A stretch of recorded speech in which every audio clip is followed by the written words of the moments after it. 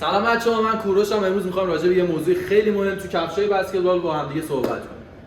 یه بار برای همیشه باید تفاوت کفشای بسکتبال رو بر اساس پستایی که توی زمین هستن بدونی تا خودت توی خرید خیلی راحت بتونی کفشتو انتخاب کنی. یعنی اینکه بدونی اگه فورواردی، سنس یا گارد بازی می‌کنی چه کفشی انتخاب کنی که حداقل کمتر آسیب ببینی یا بازیت بهتر بشه. پس تا آخر این ویدیو با هم همراه باشید و اگه از این سبک ویدیوهای آموزشی خوشتون میاد ما رو حمایت کنین تا بتونیم براتون ویدیوهای بیشتر و حرفه‌ای‌تر بسازیم. دسته اول پست‌های بیرونی و همون گاردها هستن، مثل پوینت گارد و شوتینگ گارد. این سبک بازیکن‌ها معمولاً داخل زمین در حال کنترل توپ و تغییر جهتن. معمولاً هم از بقیه سریعتر و چابکتر حرکت می‌کنن.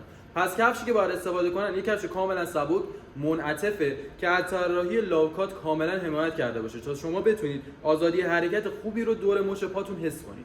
پس اگه سبک بازیت عین استفن کری یا کایری هستش حتما برو سراغ این مدل. دسته دوم پست‌های میانی یا وینگز هستن، مثل اسمال فوروارد که باید توی دفاع، حمله و پرشا کمک کنن. این سبک بازیکن‌ها همیشه باید یه تعادلی بین ثبات حرکتی و سرعت حرکتی براشون ایجاد بشه. پس کفشی که انتخاب میکنن نه اونقدر باید سنگین باشه که سرعتشون رو بگیره، نه اونقدر سبک باشه که محافظه مچ پا نداشته باشه.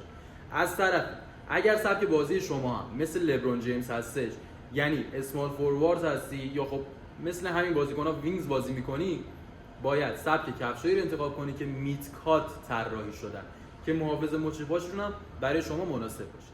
دسته سوم و آخر پست‌های داخلی هستن، مثل سنس و پاور فوروارد. این سبک بازیکن‌ها معمولاً حرکات قدرتی انجام میدن، ریباند میگیرن و زیر سبد میجنگن.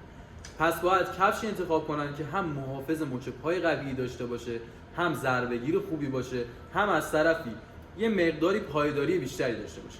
پس عیبی نداره اگه کفشون یه مقدار سنگین‌تر باشه ولی پایداری و ایمنی بیشتری داشته باشه. این سبک کفشا رو معمولاً توی کفش بسکتبال بهش میگن های کات. پس اگه سبک بازی تو هم این چمبرلین یا شکیل اونیل هستش، این سبک کفشای های کات برات بهترین انتخابه که آسیب دیدگی کمتری داشته باشه.